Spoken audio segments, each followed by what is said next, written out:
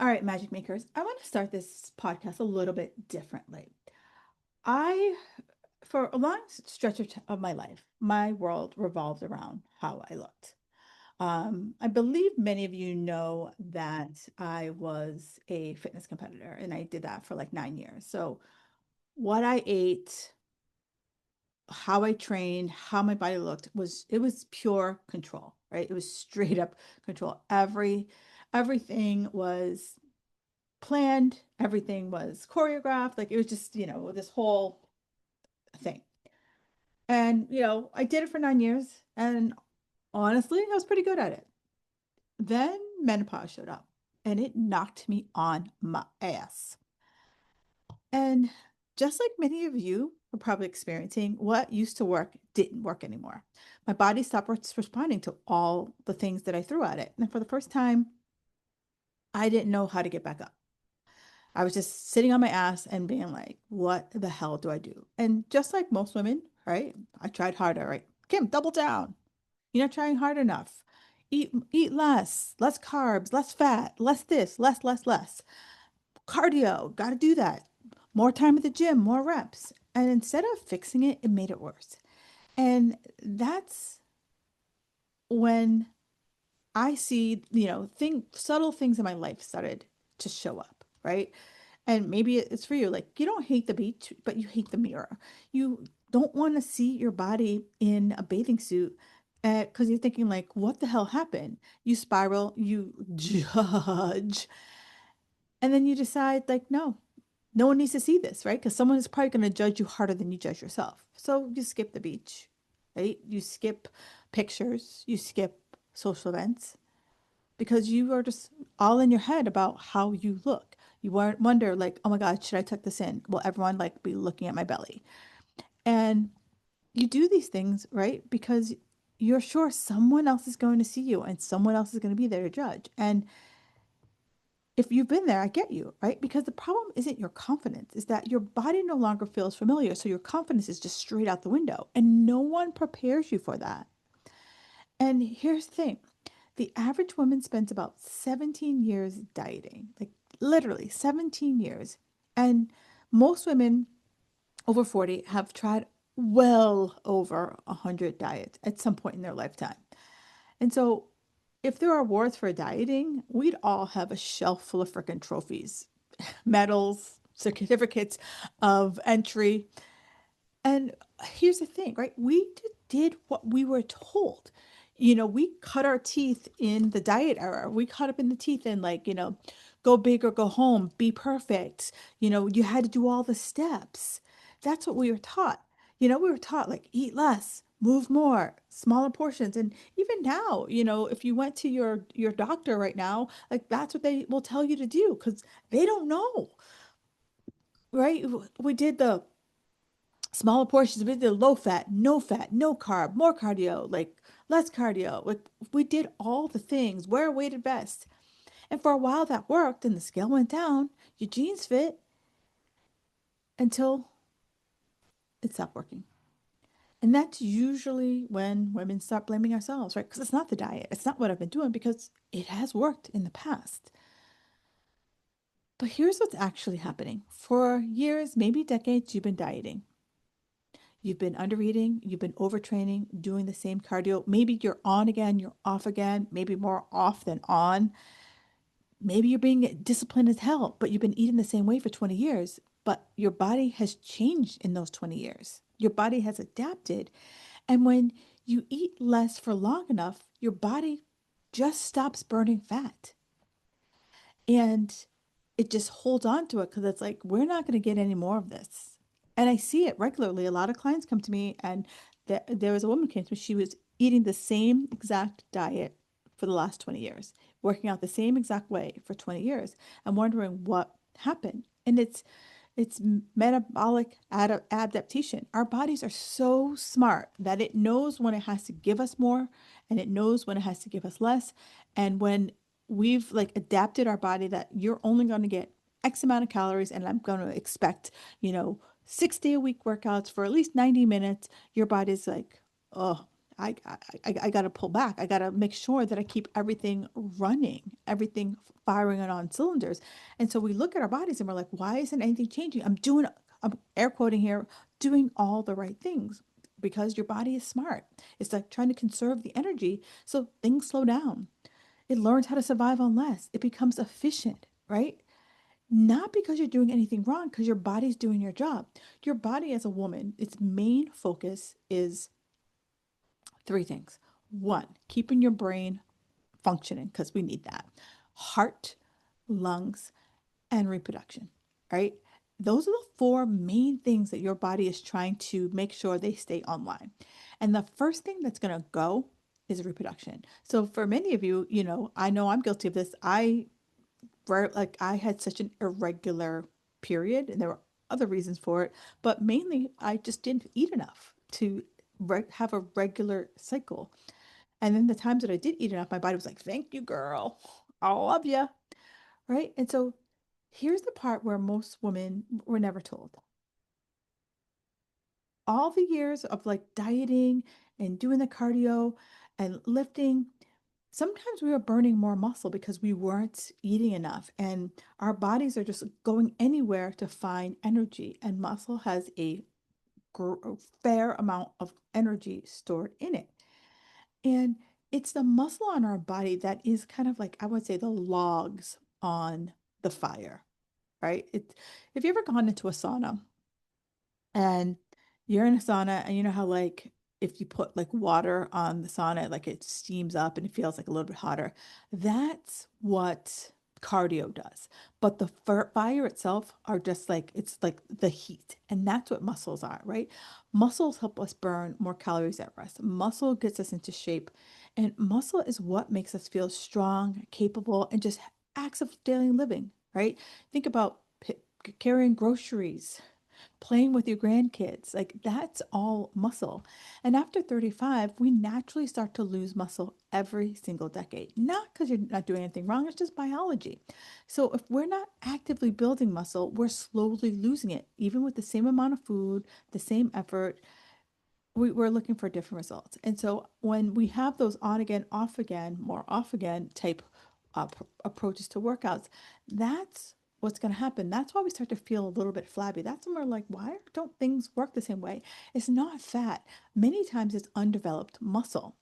And that's why strength training becomes this non-negotiable. So, people are like, Kim, I only have time for X or Y. And I'm like, if I only have time for one thing, I highly recommend strength training because with strength training, I know that that's going to help you later in life, right? You're always going to need to get up and off of the toilet. Let's be honest. God willing, you're going to be getting on and off the toilet uh, on your own. You're going to need to carry in the groceries. Again, play with your grandkids. Pick up cans out of your refrigerator. Pick up cans off of the shelf. Push a grocery cart. Pick up your luggage and go on vacation, right? So that's why strength training becomes this non-negotiable. One, yes, absolutely makes our bodies look better, but also just life, right? And so here's the part that messes with your head. What we think is fat is often undeveloped muscle, and like less muscle means a softer shape, even if the scale goes down. And many of you might be like, oh, if I lift heavy, I'm going to like get bulky. No, unless you have some ridiculous testosterone uh abnormality. Yeah, that came out right. Some abnormality, and that would have shown up in other ways. Maybe your voice would have changed, a little bit more hair on your face and other body parts, right? So it's about living your life so that now we're stuck in this loop like that, like how low can you go, right? What are you just gonna live off of rice cakes and Diet Coke, right? You're working out harder than ever, or when you do work out you're like, "Ugh, I'm just not doing anything, it's not working anymore," so you give up. And so your body's like, no thanks, and it starts holding on to everything. It's not, you didn't fail, my friend. Your body just learned how to survive on the crumbs that you've been giving it. And so if you keep doing what you've always been doing, eating less, white knuckling your way through another diet, you're going to keep getting the same results. And this is why you're stuck. It ain't willpower. It's because the strategy no longer matches your body. And here's the part that feels backwards.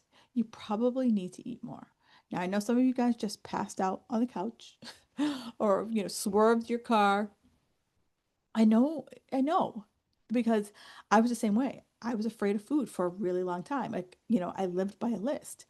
But your body needs fuel to build muscle, and muscle is what changes your shape. And for most of us, if the scale never changed again, you would be excited if you were able to put on your favorite pair of jeans or zip up your favorite dress without feeling like you need to get a coat hanger to get you up and over, right? Muscle is what brings your metabolism back online. You can't build a stronger body. You can't change your body shape without it. And I'm not saying this as a coach because I lived it. For years, I ate the same thing. I trained consistently and nothing changed. And so I started working with a coach because I, just like you're frustrated. You're like, I'm putting in the work, right? I'm punching my time card at the gym. I'm punching my time card with my nutrition. And it was because I ate the same amount of food. I never added any calories. Or if I did, just like you, it was one of those like big, like, oh, I went out to dinner with the girls and I brought it back.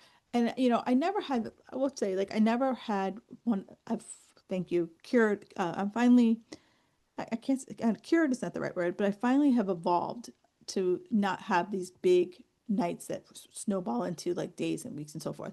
It is possible for me to go out and have a fun evening and not feel like, oh my God, I'm blowing things up. I can go out and have a night and then come back in. But for the most part, I ate and worked out the same exact way. And so, started working with a coach, and she was like, if you want to change your body composition, Kim, we gotta feed it. We gotta pull up your calories just to see what your body can tolerate. And yeah, that was scary AF. And it was a challenge. Did it happen overnight? Hell no. And I've done this with clients before, and I remember I had a client who's like, within 2 weeks, like, I'm not very good at this. Girl, you ain't supposed to be good at it, right? It's a process. It's like learning, like when you watch your kids learn to walk. Like, did they like, wake up one day and be like, I'm walking, mama? No, it was kind of like they stumbled around. It was just like awkward. They had a couple tumbles, couple funny ones, couple scary ones, but eventually they got it, right? So it was slow, it was uncomfortable, it was scary. But over the course of 18 months, I roughly added 700 calories, sometimes more, in a controlled way. It wasn't like going out and like losing my shit. It was like adding simple things to it. So it was like instead of having a cup of yogurt, I had a cup and a half. Instead of having a half a cup of strawberries, I had a full cup. So it was like strategically adding in foods in different ways, but not like here, bulk up by adding, going to McDonald's and eating Whoppers. And over the course of the 18 months, yes, I will tell you, be honest, because I always have to be honest with you guys, the scale did go up, but I had to fight through it and know that it was just literally a mind bleep. I had to go through it, and then the scale went up, and then guess what? Month after month after month, that scale came down, and I lost 10 pounds, still while maintaining eating more because my body started to feel safe enough to be like, oh, finally, she's not like, we're not dangling off the cliff anymore. And so this is where strength training really matters. Like, we're not trying to be jacked. I'm not trying to go back to my like fitness competitor days. It's just that like lifting muscle is what my body needs, especially over 40, right? It is I'm fighting that the tide, right? I'm fighting the tide and I don't want to, I don't want to lose. And so if you're eating less and doing tons of cardio or just um not working out, I highly recommend throwing in some strength training. And strength training doesn't have to be this like 90-minute thing. It can literally be you're doing some squats during a commercial, doing some push-ups during a commercial, doing some bicep curls. It can be very, very simple things because I do know that when I don't have enough muscle on my body, it's going to slow down my metabolism. It's going to make fat loss harder and it's going to make you even more frustrated and you might actually kick through that wall. And so strength training is really what's going to help us like break through the cycle. It builds muscle, it shapes our body, and it makes our metabolism start to work again. And I want you to hear this, right?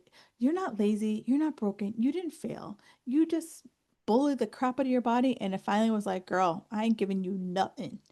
So the way forward here isn't more restriction. It's not more cardio. It's not hoping harder. It's not doubling down. It's not looking back to some old diet.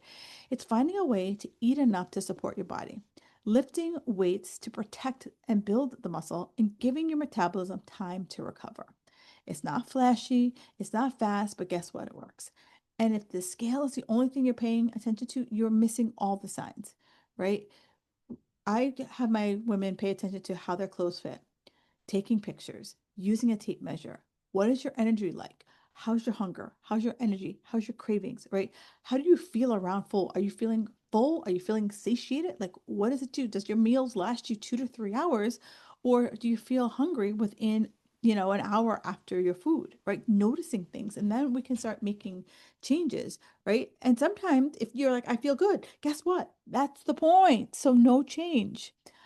So that tells me like your body's starting to change that, even if the scale hasn't caught up. And that's exactly why I created this quiz. Is your metabolism tired AF?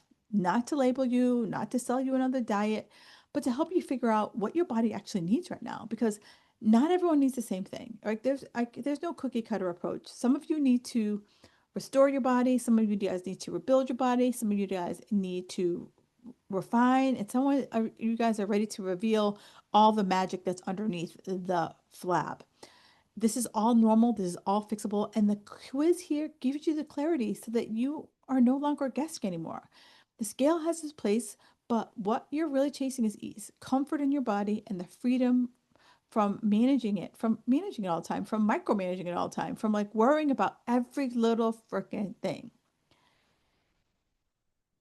So take the quiz, get clear, stop beating yourself up, and hear me. Your body is not broken. It's time for something different. So you can find this quiz in the show notes. You can find the link is there. And I'd love to know, like, once you take the quiz, shoot me a DM and let me know what the quiz revealed for you. And I will talk to you next week. Enjoy the rest of your week.